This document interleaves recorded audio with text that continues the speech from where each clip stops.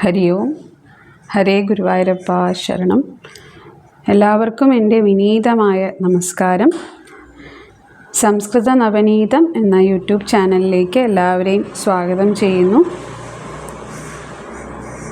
കലിയുഗത്തിൽ കലിബാധ ഉണ്ടാകാതിരിക്കാനായിട്ട് ഏറ്റവും ഉത്തമമായ മാർഗം നാമജപം തന്നെയാണ് എന്ന് ആചാര്യന്മാർ ഉറപ്പിച്ച് പറയുന്നുണ്ട്. അപ്പോൾ അങ്ങനെ ജപിക്കുന്ന നാമങ്ങൾ, അത് സ്തോത്രങ്ങളോ മന്ത്രങ്ങളോ അല്ലെങ്കിൽ എന്താണെങ്കിലും അഷ്ടകങ്ങളാണെങ്കിലും ഒക്കെ അർത്ഥം കൂടി അറിഞ്ഞ് ജപിക്കുമ്പോൾ അത് കൂടുതൽ ശ്രേഷ്ഠമായിട്ട് ഭവിക്കുന്നു. അപ്പോൾ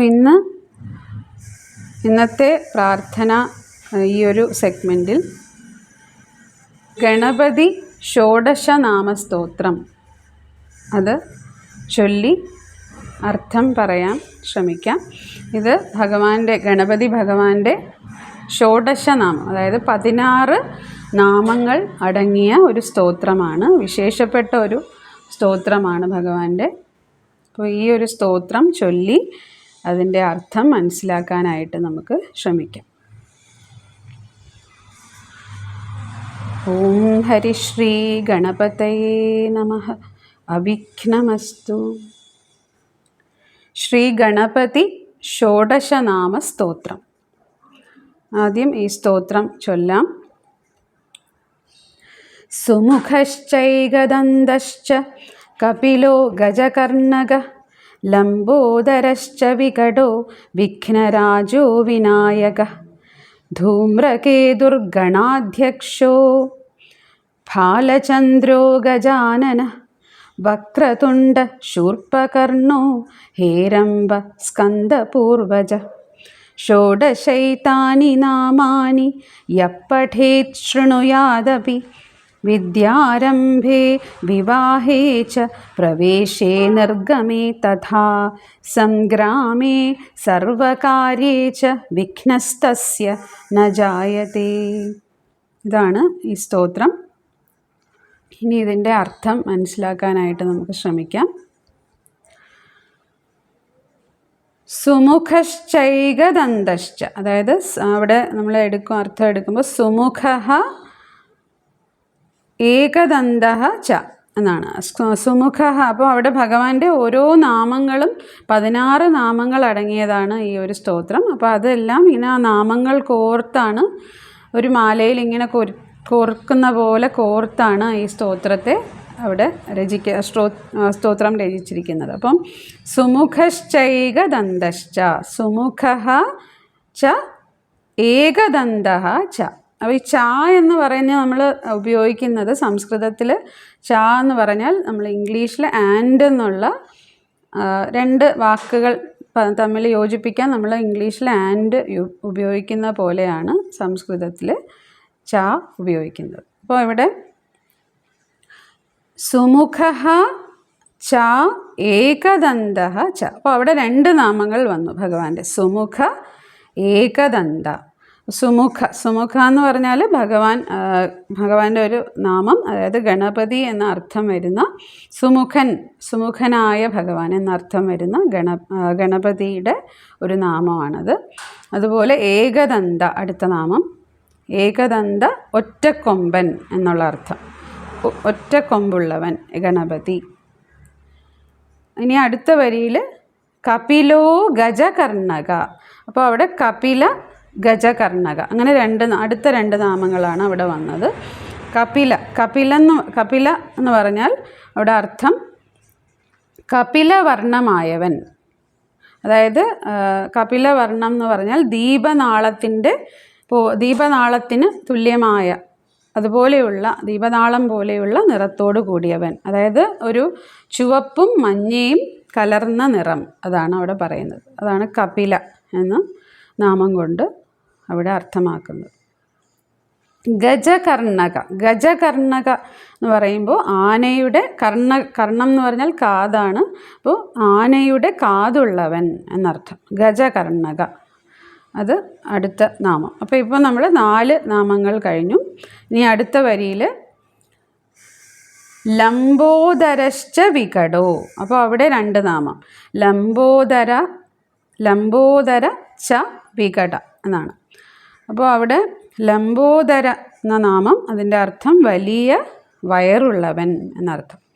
വികട എന്ന് പറഞ്ഞാൽ അർത്ഥം, ആ നാമത്തിൻ്റെ അർത്ഥം വരുന്നത് സുന്ദരൻ എന്നാണ്, സുന്ദരനായ ഭഗവാൻ.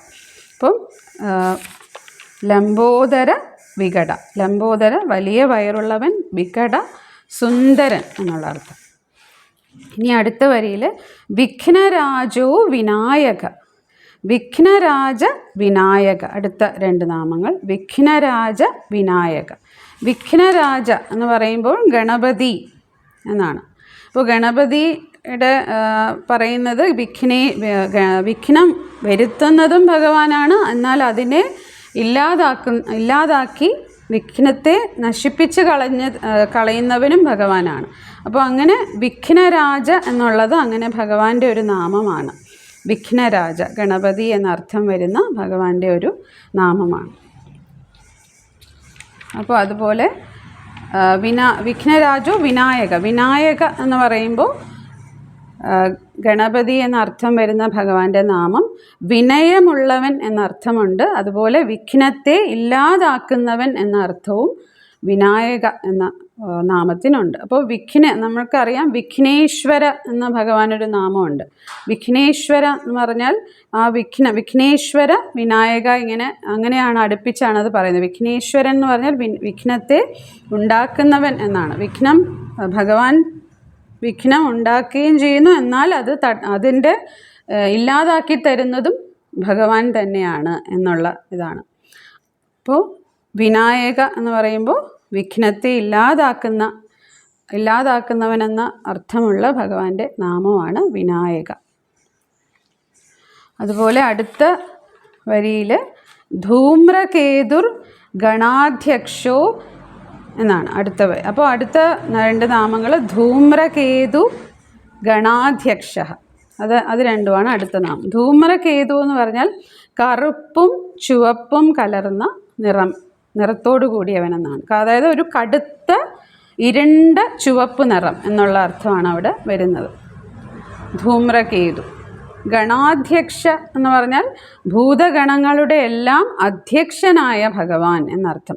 അതായത് അതിൻ്റെ ഭൂതഗണങ്ങളുടെ എല്ലാം മേൽനോട്ടക്കാരൻ എന്ന അർത്ഥം വരുന്ന ഭഗവാന്റെ നാമമാണ് ഗണാധ്യക്ഷ. ഇനി ഭാലചന്ദ്ര, അടുത്തത് വരുന്നത് ഭാലചന്ദ്രോ ഗജാനന എന്നാണ്. ഭാലചന്ദ്ര ഗജാനന, അതാണ് അടുത്ത രണ്ട് നാമങ്ങൾ. ഭാലചന്ദ്ര, ഭാലം എന്ന് പറഞ്ഞാൽ നെറ്റിയാണ്, ചന്ദ്രൻ. അപ്പോൾ ഭാലചന്ദ്ര എന്ന് പറയുമ്പോൾ ചന്ദ്രനെ പോലെ മനോഹരമായ, ചന്ദ്രന് തുല്യമായ അതുപോലെ മനോഹരമായ നെറ്റി തടമുള്ള ഭഗവാൻ എന്നർത്ഥം. ഗജാനന എന്ന് പറയുമ്പോൾ ഗജത്തിൻ്റെ ആനനം എന്ന് പറഞ്ഞാൽ മുഖം. അപ്പോൾ ആനയുടെ മുഖത്തോടു കൂടിയവൻ എന്നർത്ഥം. മറ്റ് അർത്ഥങ്ങളും അതിന് വരുന്നുണ്ട്, പരബ്രഹ്മസ്വരൂപനായവൻ എന്നൊക്കെ ഉള്ള അർത്ഥം അതിനുണ്ട്. അപ്പോൾ ഗജാനന നമ്മൾ ആ വാക്കിൻ്റെ അർത്ഥമായിട്ട് വരുമ്പോൾ അതിൻ്റെ ഒരു അടിസ്ഥാനമായിട്ടുള്ള അർത്ഥം എടുക്കുമ്പോൾ ആനയുടെ മുഖത്തോടു കൂടിയവൻ എന്നർത്ഥം. ഇനി അടുത്ത വരി വക്രതുണ്ട ശൂർപ്പകർണോ എന്നാണ്. അപ്പോൾ അവിടെ അടുത്ത രണ്ട് നാമങ്ങൾ വക്രതുണ്ട ശൂർപ്പകർണ എന്നാണ്. വക്രതുണ്ട എന്ന് പറഞ്ഞാൽ വളഞ്ഞ തുമ്പിക്കൈ ഉള്ളവൻ. വക്രം എന്ന് പറഞ്ഞാൽ വളഞ്ഞതെന്നാണ്. തുണ്ട എന്ന് പറഞ്ഞാൽ തുമ്പിക്കൈ. അപ്പോൾ വളഞ്ഞ തുമ്പിക്കൈ ഉള്ള ഭഗവാൻ. ശൂർപ്പകർണ എന്ന് പറഞ്ഞാൽ അതിൻ്റെ അർത്ഥം ആന എന്നാണ് അർത്ഥം വരുന്നത്. അപ്പം അങ്ങനെ അർത്ഥം വരുന്ന ഭഗവാന്റെ നാമമാണ് ശൂർപ്പകർണ. അതുപോലെ ഇനി അടുത്തത് ഹേരംബ സ്കന്ദപൂർവജ. അത് രണ്ടും അടുത്ത രണ്ട് നാമങ്ങൾ. ഹേരംബ സ്കന്ദപൂർവജ. ഹേരംബ അതും ഭഗവാന്റെ നാമമാണ്. സ്കന്ദപൂർവജ എന്ന് പറയുമ്പോൾ സുബ്രഹ്മണ്യൻ്റെ പൂർവജനായവൻ, അതായത് സുബ്രഹ്മണ്യൻ സ്വാമിയുടെ ജ്യേഷ്ഠ സഹോദരൻ എന്നുള്ള അർത്ഥമാണ് അവിടെ വരുന്നത്. സ്കന്ദപൂർവജ. അപ്പോൾ ഇത്രയുമാണ് ഭഗവാന്റെ 16 നാമങ്ങൾ. സുമുഖ, ഏകദന്ത, കപില, ഗജകർണക, ലംബോദര, വികട, വിഘ്നരാജ, വിനായക, ധൂമ്രകേതു, ഗണാധ്യക്ഷ, ബാലചന്ദ്ര, ഗജാനന, വക്രതുണ്ട, ശൂർപ്പകർണ, ഹേരംബ, സ്കന്ദപൂർവജ. ഇത്രയും നാമങ്ങളാണ്, 16 നാമങ്ങളാണ് ഈ സ്തോത്രത്തിൽ വരുന്നത്. അപ്പോൾ ഇനി അടുത്തത് പറയുന്നു, ഷോഡശൈ താനി നാമാനി. അപ്പോൾ താനി ഷോഡശൈ നാമാനി, താനി അങ്ങനെയുള്ള ആ ഭഗവാന്റെ അപ്രകാരമുള്ള ഷോഡശൈ നാമാനി, ഷോഡശൈ 16 നാമാനി നാമങ്ങൾ. യഹ് പഠേത് ശൃണുയാദപി, യഹ് പഠേത്, യാ ഇട്ടിട്ട് വിസർഗം ഇട്ടാൽ അർത്ഥം ആരാണോ പഠേത് ശൃണുയാത് അപി. അപ്പം പഠേത് ആരാണോ പഠിക്കുന്നത്, അല്ലെങ്കിൽ കേൾക്കുക തന്നെ ചെയ്താലും മതി, പഠിച്ചില്ലെങ്കിൽ പോലും. അല്ലെങ്കിൽ പഠിക്കുക എന്ന് പറഞ്ഞാൽ വായിക്കുക അല്ലെങ്കിൽ ചൊല്ലുക എന്നുള്ള അർത്ഥമാണ്. അപ്പം ശൃണുയാതെന്ന് പറഞ്ഞാൽ കേൾക്കുക. അപ്പം ചൊല്ലുന്നതോ അല്ലെങ്കിൽ പഠിക്കുന്നതോ ചൊല്ലുകയോ അല്ലെങ്കിൽ കേൾക്കുക തന്നെ ചെയ്താൽ മതി. എന്ത് സംഭവിക്കുന്നു? അതുകൊണ്ട് എന്താണ് അതിൻ്റെ ഫലം? ഇനി അത് എപ്പോഴൊക്കെയാണ് ചൊല്ലുന്നത് എന്നുള്ളതാണ് അടുത്ത വരി പറയുന്നത്. വിദ്യാരംഭേ വിവാഹേച്ച. വിദ്യ തുടങ്ങുന്ന, അറിവ് അഭ്യസിക്കാൻ തുടങ്ങുന്ന സമയത്ത്, വിദ്യ അഭ്യസിക്കാൻ തുടങ്ങുന്ന സമയത്തോ വിവാഹ സമയത്തോ, പ്രവേശേ നിർഗമേ തഥാ. പ്രവേശ എന്ന് പറഞ്ഞാൽ എങ്ങോട്ടെങ്കിലും പ്രവേശിക്കുന്ന സമയത്ത്. ഇപ്പോൾ അത് ഗൃഹപ്രവേശമാണോ എന്താണെങ്കിലും ആവാം. എങ്ങോട്ടെങ്കിലും പ്രവേശിക്കുന്ന സമയത്ത് നിർഗമേ എന്ന് പറഞ്ഞാൽ എവിടെന്നെങ്കിലും പുറത്തേക്ക് പോകുന്ന സമയത്ത്. ഇപ്പോൾ നമ്മൾ വീട്ടിൽ നിന്നും എവിടേക്കെങ്കിലും യാത്ര ചെയ്യാനായിട്ട് പുറപ്പെടുന്ന സമയത്ത് അങ്ങനെയും നമുക്ക് അതെടുക്കാം. അപ്പോൾ അങ്ങനെയുള്ള സമയങ്ങളിലെല്ലാം തഥ എന്ന് പറയുമ്പോൾ അപ്രകാരം. അതുപോലെ സംഗ്രാമേ സർവകാര്യേജ. സംഗ്രാമം എന്ന് പറഞ്ഞാൽ യുദ്ധം എന്നാണ് അർത്ഥം. യുദ്ധം എന്നാണ് അർത്ഥം. അപ്പോൾ യുദ്ധത്തിലാണ്, പോരാണോ യുദ്ധമാണോ എന്താണെങ്കിലും. അതുപോലെ സർവകാര്യേച്ച, സർവകാര്യങ്ങളിലും. ഇപ്പോൾ വിദ്യാരംഭ സമയത്താണോ വിവാഹ സമയത്താണോ എവിടെയെങ്കിലും പ്രവേശിക്കുന്ന സമയത്താണോ അല്ലെങ്കിൽ എവിടെന്നെങ്കിലും പുറപ്പെടുന്ന സമയത്താണോ, പുറത്തു പോകുന്ന സമയത്താണോ, അതോ യുദ്ധസമയത്താണോ, ഇനി അങ്ങനെ എല്ലാ കാര്യങ്ങളിലും വിഘ്നസ്തസ്യ ന ജായതേ എന്നാണ്. എല്ലാ കാര്യങ്ങളിലും എന്താണ്? വിഘ്നം ന ജായതേ, വിഘ്നം സംഭവിക്കാതിരിക്കും എന്ന് ഉറപ്പിച്ച് പറയുകയാണ് അവിടെ. അപ്പോൾ ഈ ഭഗവാന്റെ ഈ 16 നാമങ്ങളും ആരാണോ കേൾക്കുന്നത് അല്ലെങ്കിൽ